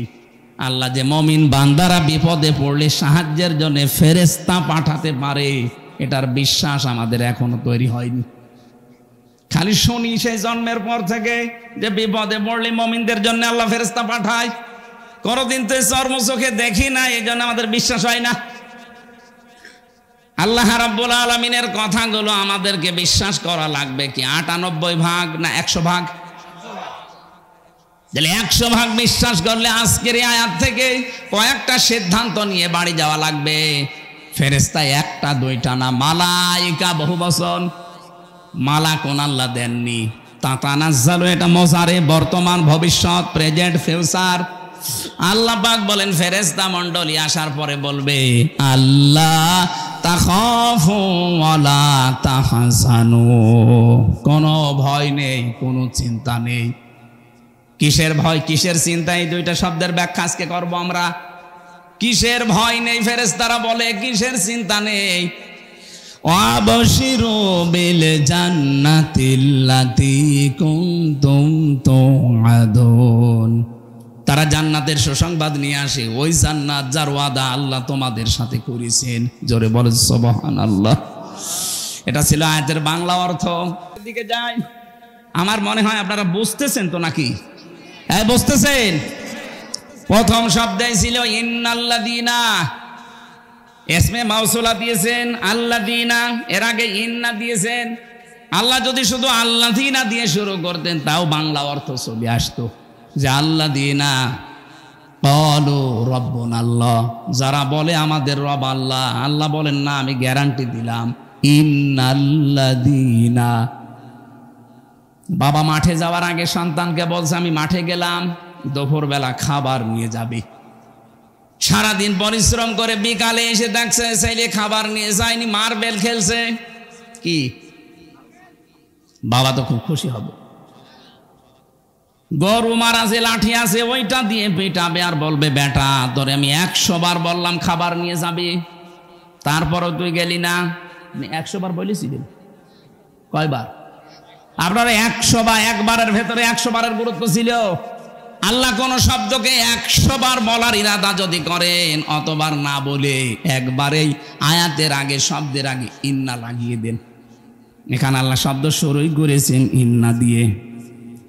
ইন্নাল্লাযীনা ক্বালু রাব্বুনাল্লাহ, নিশ্চয় যারা, অবশ্যই যারা এই কথা বলতে পারে আমার রব আল্লাহ। আমার রব বলে না, রব্বুনাল্লাহ, আমাদের সবার রব আল্লাহ। এ কথা যারা গ্যারান্টি দিতে পারবে, সুম্মাস্তাকামু, আর এর উপরে টিকে থাকতে পারবে। এটা যে বাস্তবে কত কঠিন, আমি জেলে যাওয়ার পরে কিছুটা আঁচ পেয়েছি। মীর কাশেম আলীর নাম শুনেছেন, আমি নামটা ধরলাম এই কারণে, আমি উদ্বুদ্ধ করতে চাই। আল্লাহকে যারা রব বলার পরে টিকে থাকতে পারে, তাতানাজ্জালু আলাইহিমুল মালাইকা, আল্লাহ যে ফেরেশতা পাঠায় তাদের কাছে, এটা বাস্তব। ওনার মাত্র 3 ঘন্টা পরে ফাঁসি। ওনার যে দায়িত্বে ছিলেন কারারক্ষী কুতুব ভাই, আমার ওই দিন দায়িত্বে ছিলেন, আমাকে এসে বলছে, ভাই শহীদ মীর কাশেম আলী। আমি তখন নামাজের ভেতরে এই তেলাওয়াত করছিলাম এশার নামাজে, ইন্নাল্লাযীনা ক্বালু রাব্বুনাল্লাহ। নামাজ শেষ হওয়ার পরে উনি আমার সামনে দাঁড়িয়ে আমার বলছে, হামজা ভাই যে আয়াতটা পড়লেন, এই আয়াতটা যে কত বাস্তব এটা আমি নিজে চোখে দেখেছি শহীদ মীর কাশেম আলীর জীবনে। লোকটার মাত্র 3 ঘন্টা পরে ফাঁসি। আমি ওনাকে জানাতে আসলাম যে স্যার সময় নেই, মাত্র 3 ঘন্টা আছে, আপনি প্রস্তুতি নিন। আমারে বলছে, কারারক্ষী ভাই এখনো 3 ঘন্টা, আমি 2 ঘন্টা ঘুমিয়ে গেলাম, আপনি 2 ঘন্টা পরে আমারে ডেকে দেবেন। ও আমারে বলছিল যে ভাই যার 3 ঘন্টা পরে ফাঁসি, যার ছেলে ব্যারিস্টার গুম হয়ে আছে, আরমান 8 বছর গুম হয়ে আছে, ও জানেই না যে বেঁচে আছে না মরে গেছে। তাও তো নর্মাল পাগল ছাগল হলে তো হয়তো, ব্যারিস্টার। আর ছেলে চেহারা দেখেছেন, রাজপুত্রের মতো চেহারা, কত বড় শিক্ষিত একটা ছেলে, তার যে প্রপার্টিজ আছে, লক্ষ লক্ষ মানুষের কর্মসংস্থান বানিয়েছে, সেই উত্তরাধিকারে ছেলে, দু ছেলে গুম হয়ে আছে, তার মেয়ে লাইফ সাপোর্টে আছে, তার বউ। এরকম কঠিন মুহূর্তে মাত্র 3টা ঘন্টা পরে যার ফাঁসি হয়ে যাবে, তার দলীয় যে লোকজন, লক্ষ লক্ষ মানুষ পালিয়ে বেড়াচ্ছে, হাজার হাজার মানুষ জেল খাটতেছে। কথা বলে না কেন? অথচ সেই লোকটা দেখলাম 2 ঘন্টা ঘুমিয়ে 2 ঘন্টা পরে উঠে বলছে, গোসল করলো, ওযু করার পরে বিস্কিট বের করে বলছে, ফাঁসি তো হয়ে যাবে, বিস্কিট খাবেন আপনি? কারারক্ষী কুতুবউদ্দিন বলছিল, না আমার খাওয়া লাগবে না, আপনি তাড়াতাড়ি রেডি হয়ে নেন। নতুন জামা পায়জামা বের করলেন ব্যাগের ভেতর থেকে, সবগুলো পরার পরে বলছে, ফাঁসির যে পোশাক আছে ওইটা কি পরাবেন, নাকি আমি যা পরেছি এইটাই নিয়ে যাবেন? ওনার লুঙ্গি পরা ছিল, দেখলাম লুঙ্গি ভিজা ছিল, নাড়ি দিলেন, বললেন এইটা আমার ফাঁসি হয়ে গেলে আর একটা কয়েদিকে দিয়ে দেবেন, সে জীবনে পরতে পারবে। সুন্দর জামা কাপড় পায়জামা পরলেন, নিজে পাঞ্জাবি গায়ে দিলেন। আমারে বলছে, আর কয় মিনিট বাকি আছে, শাহজাহান জল্লাদকে ডাক দেন, চলেন আমরা যাই। মনে হচ্ছে শ্বশুর বাড়ি যাবে। আপনি বাস্তবে শুনতে যত সহজ মনে হচ্ছে, ওই জায়গায় থাকলেও অত সহজ না। আমার মতো একটা সাধারণ মানুষ, 3টা বছর মাত্র আমি এমনি যোগাযোগ বিচ্ছিন্ন ছিলাম, তাছাড়া আমার সেই রকম অত্যাচার করে না, করেছে হালকা পাতলা, আমার তুলনায় কিছুই না।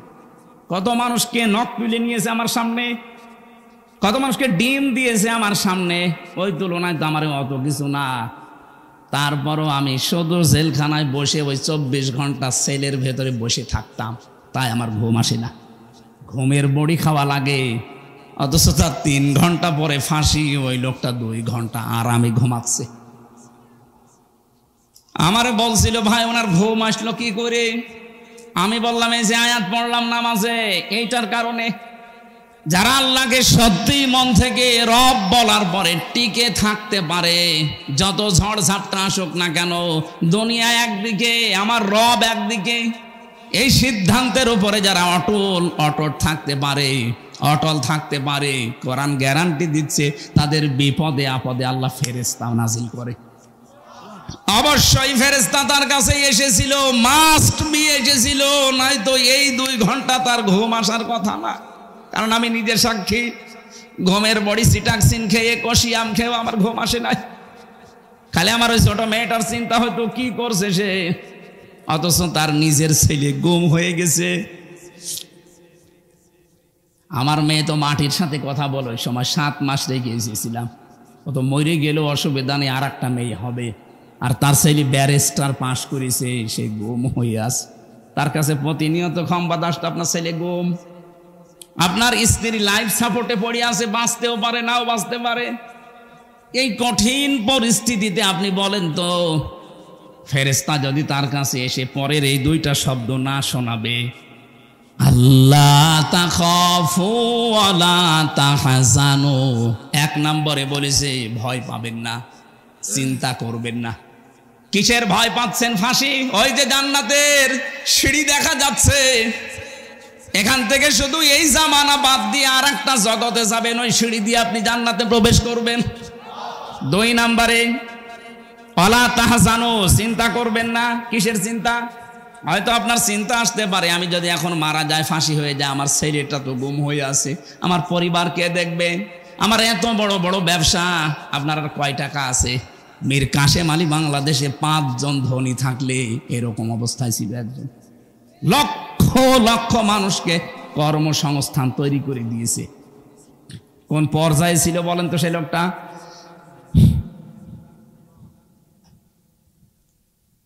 যার শুধু হাতের এরকম ইশারা দিলেই লক্ষ লক্ষ মানুষ ওঠে বসে। আমার কথা তো ছাগলও শোনে না।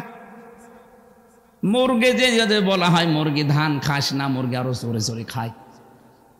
আর তার কি ক্ষমতা আল্লাহ দিয়েছিলেন, পাওয়ার দিয়েছিলেন সারা বাংলাদেশে না সারা পৃথিবীতে, মুসলিম বিশ্বে তার একটা নাম ছিল আলাদা। আমি কতগুলো মুসলমান দেশ ঘুরে আসলাম, এই দেশে কয়েকজনকে অনেকেই চেনি, তার ভেতরে মীর কাশেম আলী একজন। বহু মানুষের কর্মসংস্থান বানিয়েছে, তাও জায়েজ ভাবে, হারাম ভাবে না।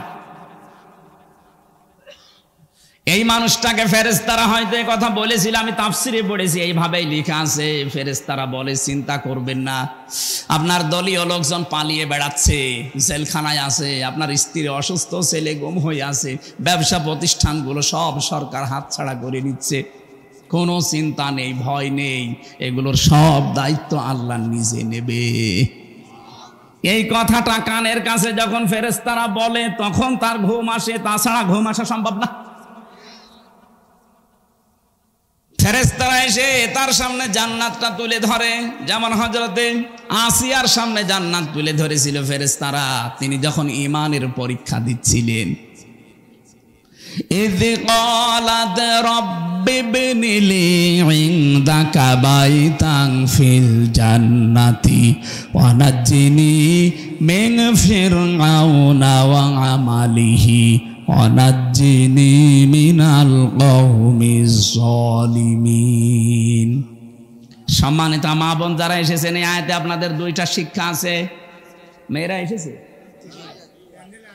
আমার মা বোনেরা, অনেকে মনে করে আমি নামাজ পড়ি, রোজা রাখি, কালো বোরকা পরে বেড়াই, আমি জান্নাতে যাব না, যাবে কে? না।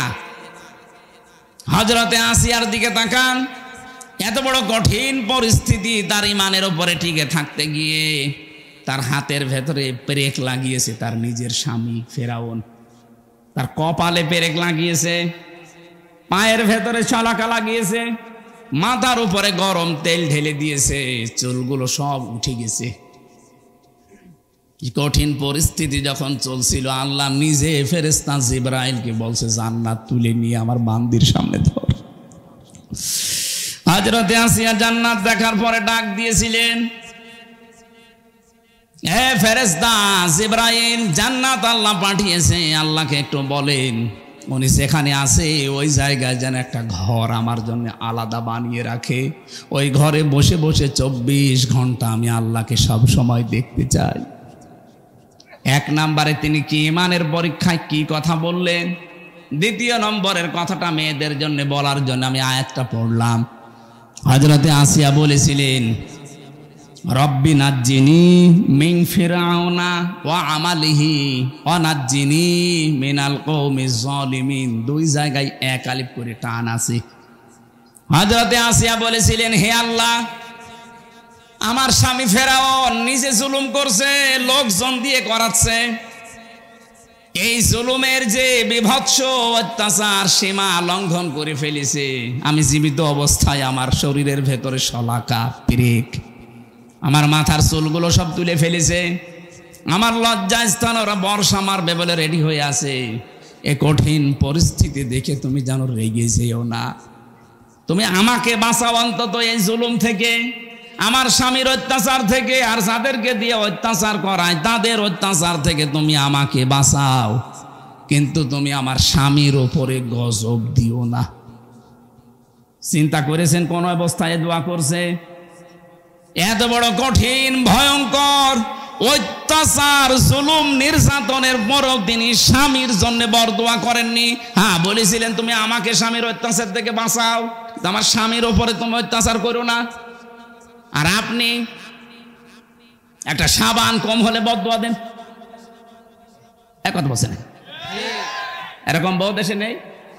সারাটা জীবন আমরা শেষ করে দেই, আর একটা শাড়ি যদি একটু কম দামি হয় ফোঁটা দিয়ে আমার ফোঁটা বের করে ফেলে, বলে আপনার কাছে এসে জীবনে আমি কিচ্ছু পেলাম না। এই কথা যারা বলবে মুখ থেকে, ওর সঙ্গে সঙ্গে পেছনের আমল আকলাক আল্লাহ সব ধ্বংস করে দেবে। ফেরাউনের স্ত্রী যদি এত কঠিন অবস্থায় ওর স্বামীর জন্য বরদোয়া না দেয়, আপনি একটা শাড়ির জন্য বরদোয়া দিয়ে দিলেন, আপনি মানুষ আর আপনি জান্নাত যাবেন। বহু মেয়েকে আমি এই বাংলাদেশের সাথে মিলিয়ে, হাদিসের সাথে মিলিয়ে দেখতে পাচ্ছি। বিশ্বনবী বলেন, আমি মেরাজে যখন গেলাম দেখলাম অধিকাংশ মেয়েরা জাহান্নামের আগুনে। ফেরেশতারা জিজ্ঞাসা করলাম কেন? ফেরেশতারা বলেছিল দুইটা কারণে। এক নম্বরে তারা স্বামীর কুফরি করে। স্বামীর কুফরি মানে স্বামীর নাশকরি করে। সব কিছু একটা মানুষ দেয়, হঠাৎ একটু কিছু কম পড়ে গেলে তখন নাশকরিয়া করে, উল্টা পাল্টা কথা স্বামীকে বলে ওর মন খারাপ করে দেয়। এরকম বউ আছে কার? হাত তোলেন তো। একজু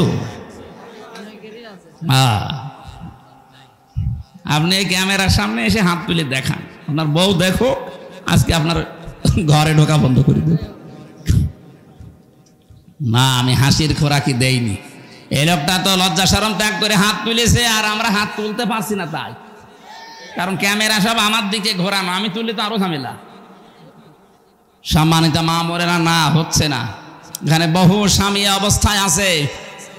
পুরুষ নির্যাতনকারী নারী যেমন আছে, নারী নির্যাতনকারী পুরুষও আছে। বাংলাদেশে নারী নির্যাতনকারী পুরুষের বিরুদ্ধে মামলা হয়, পুরুষ নির্যাতনকারী নারীর বিরুদ্ধে কোনো মামলা নেই।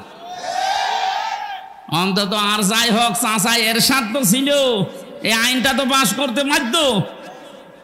কথা বলে না কেন? চাচা এরশাদও যদি পাস করে যেত যে পুরুষ নির্যাতন করলে তাদের বিরুদ্ধেও মামলা হবে, তাহলে আমার মনে হয় আমরা অনেকে আজ পরিবারে জান্নাতে থাকতাম। কি যে অবস্থায় আছে আমরা বলতেও পারি না, সইতেও পারি। অথচ মেয়েরা যদি মনটা একটু উদার করে, পরিবারটা একটা জান্নাত হয়ে যায়। খাদিজাতুল কুবরার জন্য আল্লাহ জান্নাতে আলাদা একটা ঘর বানিয়ে রাখবে। ওই ঘরটা হবে নয়েজ মুক্ত, আওয়াজ মুক্ত। কেন? নবীজি যখন বাইরের কোলাহল পরিবেশপূর্ণ দেখে আসতেন, বাড়িতে বাইরে দাওয়াতি কাজ করে ঝামেলার শেষ নেই, এক একজনের এক এক কথা, উল্টা পাল্টা কথা শুনে যখন বাড়িতে আসতেন, বাড়িতে প্রবেশ করার সঙ্গে সঙ্গে ঘরটা আওয়াজ মুক্ত করে ফেলতেন, নিস্তব্ধ, একেবারে শান্ত, নির্মল করে দিতেন হযরতে খাদিজা স্বামীর জন্যে। আপনি স্ত্রী হিসাবে এরকম একটা ঘর স্বামীকে উপহার দিতে পারেন না? যত রোদে পুড়ে বিভিন্ন মানুষের সাথে তর্ক করে, ব্যবসা বাণিজ্য করে, চাকরি বাকরি করে, মাথার ঘাম পায়ে ফেলে বাড়িতে আসতেছে, অন্তত ঘরটা ওর জন্য একটু শান্ত করে রাখি না? বাড়িতে আসলে আপনার শুরু হয় উল্টাপাল্টা কথা। আপনার জন্য জান্নাতে এরকম আলাদা ঘর বানানো দূরের কথা, স্বামীকে যারা এরকম মানসিক কষ্টে রাখেন তার জন্য আল্লাহ জাহান্নামে একটা ঘর বানিয়ে রাখবে। খালি নামাজ পড়ে রোজা করি আর কালো বোরকা পরে মনে করছে আমি আল্লাহর ওলি হয়ে গেছি। আমি মীর কাশেম আলীর কথা কেন বললাম? কারণ আমি নিজে দেখেছি, নিজে শুনেছি, বাস্তব আমি নিজে উপলব্ধি করে এসেছি জায়গাটা, এই জন্য বললাম। আমরা যারা আজ আল্লাহকে রব বলার পরে সত্যি আমরা টিকে থাকতে পারি, তাদেরও কিন্তু একটা আলাদা অনির্বচন সুখ আল্লাহ তাদেরকে দান করে। শব্দটা কি বললাম? অনির্বচন সুখ। যারা বাংলা পড়ে, শব্দটা এত ভয়ঙ্কর শব্দ। বাচ্চারা যখন দেখবেন এই ছোট ছোট পাখির বাচ্চা, মুরগির বাচ্চা, সিল যখন সো মারবে এই ভয়ে, মা পাখিটা নিজের ডানাকে এভাবে বিছিয়ে দেয়, এরপরে ডাউন করে ফেলে। কি ডাউন করে এভাবে, এরপরে ফল করে দেয়। কোরআনে কারিমে আল্লাহ এই শব্দটা দিয়েছেন, আখফিজ লাহুমা জানাহাদ-দুল্লি মিনার রাহমা। তোর ডানাকে এভাবে ডাউন কর, এরপরে ফল করে দে। পাখির উদাহরণ আল্লাহ এখানে দিয়েছেন। পাখিটা যখন নিজের বাচ্চাগুলোকে এভাবে ডানা ডাউন করে ফল করে দেয়, বাচ্চাগুলো নিচে যাওয়ার পরে পর যখন লেগে যায়, একটার সাথে আর একটা পর লাগে, এত মোলায়েম হয়, এত সফট হয়, এত কোমল হয়, এত সুন্দর লাগে ওই নিচের জায়গাটা। বাচ্চারা নিচে বসে বসে একটা কিচির মিচির আওয়াজ করে। বাংলাতে এই শব্দটাই বলা হয় অনির্বচন সুখ। আল্লাহ পাক বলেন, এই মানুষগুলো আল্লাহকে রব বলার পরে যদি সত্যি টিকে থাকতে পারে, ওর মনের ভেতরে একটা অনির্বচন সুখ আমার পক্ষ থেকে আমি আল্লাহ দান করি। আমরা কিন্তু এখনো পর্যন্ত ওইটা পাইনি। পেয়েছে না? পাইনি। আমরা যারা পুরুষ মানুষ আছি, আমাদেরকে যদি পবিত্র করতে হয় নিজের নফসকে, নিজের শরীরটাকে যদি পবিত্র রাখতে হয়, দুইটা ঔষধ আল্লাহ মেয়েদের ব্যাপারে আমাদেরকে দিয়েছেন। কুল্লিল মুমিনিনা ইয়াগুদ্দু মিন আবসারিহিম ওয়া ইয়াহফাযু ফুরুজাহুম যালিকা আযকা লাহুম ইন্নাল্লাহা খাবীরুম বিমা ইয়াসনাউন। সূরা নূর 18 নম্বর পারা 12 নম্বর পৃষ্ঠা 7 নম্বর লাইনে 30 নম্বর আয়াতে আছে। আল্লাহ বলেন, হে মুমিন নারীরা, মুমিন পুরুষেরা, মহিলা যারা আছে, বেগানা মেয়ে লোক দেখলেই চক্ষুকে নিম্নগামী করবা আর লজ্জা স্থানের হেফাজত করবা। এই দুইটা যদি করতে পারো, এটা তোমাদের জীবন পবিত্র করে রাখবে। আজ হাজারো মানুষের চোখ ঠিক নেই। চোখের এই গোনার কারণে আমরা অনেকেই জাহান্নামের দিকে এগিয়ে যাচ্ছি। 2 নাম্বার, আমাদের লজ্জা স্থান ঠিক নেই। এখানে যেটা ব্যবহার করা দরকার সেই জায়গায় না দিয়েও অন্য জায়গায় ব্যবহার করে। কথা বলেন ঠিক কিনা? এর জন্য অনেক মেয়ে লোক দায়ী আছে। একটা মেয়ে লোককে আল্লাহ যা দিয়েছে, সে যদি তার স্বামীকে উজাড় করে দিতে পারে, আমার মনে হয় কোনো দিন কোনো স্বামী তার বউ ছাড়া অন্য কোনো জায়গায় লাইন করবে না। দেখলে? তার মানে এলাকায় লাইন চলছে।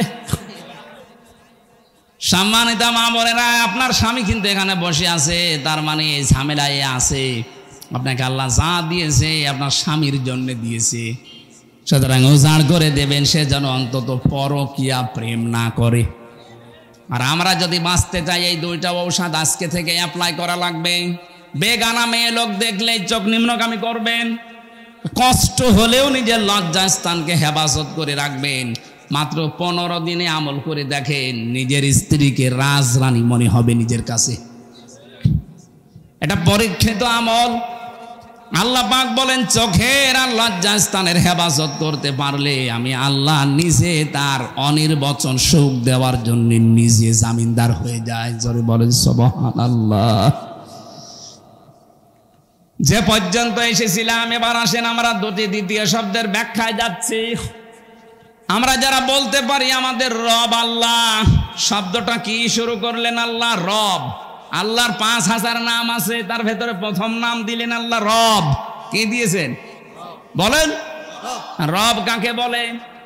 নেই থেকে, আমি আবার বলছি, নেই থেকে ধীরে ধীরে পূর্ণতায় যিনি পৌঁছিয়ে দেন, তার নাম আরবিতে বলা হয় রব। আমি কি ছিলাম বলেন তো? নেই। কি ছিলাম? 33 বছর বয়স এখন আমার। 34 বছর আগে আমি কি ছিলাম? নেই। এই কথা বলেন না কেন? আল্লাহ পাক আমাকে প্রথমে রব শব্দটা দিয়ে তাই স্মরণ করিয়েছে।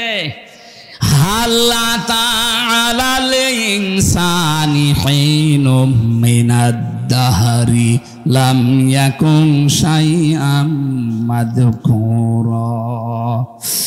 আমি ব্যাখ্যা করেছি, তাফসির থেকে লিখেছি, এগুলো তাফসিরে ইবনে কাসির আর ফি জিলালিল কোরআন। রবের প্রথম অর্থ হচ্ছে সৃষ্টিকর্তা। সূরা আলাকে যে প্রথম আয়াত পড়েন, ওর ভেতরে দলিল দেওয়া আছে, ইকরা বিসমি রাব্বিকাল্লাযী খালাক। পড়ো তোমার ওই রবের নামে যিনি তোমাকে বানিয়েছে। তাই রবের প্রথম অর্থ সৃষ্টিকর্তা, স্রষ্টা। আমাদের স্রষ্টাকে আরো জোরে যারা রব হিসাবে আল্লাহকে মানবে তাদের এই দুর্বল জায়গায় আল্লাহ একটু আঘাত দিয়েছেন। তুমি কিন্তু নেই ছিলে, নেই থেকে আমি আস্তে আস্তে তোমাকে আজ হামজা বানিয়ে এই চেয়ারে বসিয়ে দিয়েছি। দ্বিতীয় নম্বরে রবের ব্যাখ্যায় পেয়েছি রব মানে রিজিক দাতা। শুধু আমাকে সৃষ্টি করে শেষ করে দেননি, আমাকে রিজিকও দিয়েছেন। মায়ের পেট থেকে শুরু করে এখনো পর্যন্ত রিজিক দিচ্ছে কে? দলিল দেওয়া আছে সূরা জুমারের 50 নম্বর আয়াতে। এক একটা শব্দে এত কথা ব্যাখ্যা করা আছে, আমি রাত বেশি হয়ে যাচ্ছে বলে সামারাইজ করে ফেলছি। 3 নম্বরে রব মানে মাবুদ, যিনি ইবাদত পাওয়ার একচ্ছত্র মালিকানা, তার যোগ্যতা আছে। পৃথিবীতে বহু কিছু আছে তারা ইবাদত পাওয়ার জন্য চেষ্টা করেছিল, নিজেকে দাবি করেছিল, কিন্তু ইবাদত পাওয়ার যোগ্যতা তাদের ছিল না। ফেরাউন নমরুদেরা নিজেরাই খোদা দাবি করে বলেছিল আমার ইবাদত করো। আল্লাহ পাক বলেন না, ইবাদত পাওয়ার যোগ্যতা শুধু আমার, কারণ আমি বানিয়েছি তোদেরকে আমার ইবাদত করার জন্যে। এই ব্যাখ্যাটা দিয়েছেন সূরা জারিয়ার 56 নম্বর আয়াতে। ওমা খালাকতুল জিন্না ওয়াল ইনসা ইল্লা লিয়াবুদুন। 4 নম্বরে রব মানে আইনদাতা। আমি শুধু তোকে ইবাদত আমার করবি কিভাবে? আমার আইনগুলো মানার মাধ্যমে। 500 আইন আমি তোকে দিলাম, শরীয়তের বিধান, আইন, নিয়ম নীতি। আমার বাংলাদেশে আমরা মাত্র একটা আইন মানি, তাও পূর্ণাঙ্গ না, অর্ধেক। অথচ কোরআনে আইন আছে 500। আমি একটাও যদি মানলাম এখনো 900 কি 499টা বাকি আছে। আপনি রব মানেন কি করে? কবরে যাওয়ার পরে তো বলবে মার রব্বুকা। বাঙালি হিসাবে যদি বলে ফেলেন রব্বি আল্লাহ, ফেরেশতারা বলবে দাঁড়া। রব মানে 4 নম্বরে আইনদাতা। আল্লাহর কোন কোন আইন মানতিস একটু বলতো, ধরা খেয়ে যাবেন।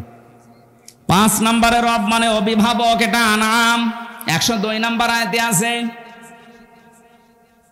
রব শব্দের ভেতরে যে 5টা অর্থ 19টা পেয়েছি, সামারাইজ করে আমি 5টা বেশি ব্যবহার হয় পুরা কোরআনে, এই জন্য এগুলো লিখলাম। আপনি একটা একটা করে মিলিয়ে দেখবেন। সৃষ্টিকর্তা, এরপরে সৃষ্টিকর্তার পরেই তিনি আমাদের রিজিক দিয়েছেন, এরপরে তিনি আমাদের ইবাদত পাওয়ার একচ্ছত্র মালিকানা যোগ্যতা নিয়ে বসে আছেন। 4 নম্বরে তিনি আইন দিয়েছেন আমাদের চলার জন্য। 5 নম্বরে তিনি আমাদের অভিভাবক।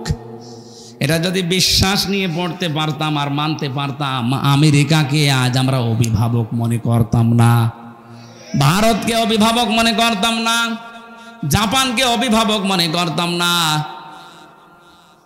যেই কথাগুলো আমরা বলেছি এই 5টা অর্থের ভেতরে সব যেন আল্লাহ সামারাইজ করে এর ভেতরে ঢুকিয়ে দিয়েছেন। এই 5টা যারা জীবনে মানতে পারবে, আল্লাহ বলেন 2 নম্বরে সুম্মাস্তাকামু, টিকে থাকা লাগবে এর উপরে। ঝড় ঝাপটা আসবে আল্লাহর আইন মানতে গেলে, না আসবে না? আসবে। আপনাকে টিকে থাকা লাগবে। যদি সত্যি টিকে থাকতে পারেন, ফেরেশতা আসবে সাহায্যের জন্য, মাস্ট বি। আল্লাহর ঘোষণা মিথ্যা হয় না। আমরা ওই পর্যায়ে যেতে পারি না, এই জন্য আল্লাহর সাহায্য পাই না। ভয় নেই, চিন্তা নেই, এই কথা বলতে আসবে। ওয়াবশিরু বিল জান্নাহ, সুসংবাদ দিতে আসবে ওই জান্নাতের, যার ওয়াদা আল্লাহ নিজে কোরআনে কারিমে করেছেন। এই আয়াতগুলো এইভাবে আমল করার মাধ্যমে আল্লাহর পুরস্কার, আল্লাহর সুসংবাদ, যেটা মরণের আগে তিনি ফেরেশতার মাধ্যমে আমাদেরকে দেবেন, সবার জীবনে আল্লাহ ওই পর্যায়ে যেন তুলে দেন। বলেন আমিন। মানুষের ঠিক মতো বসা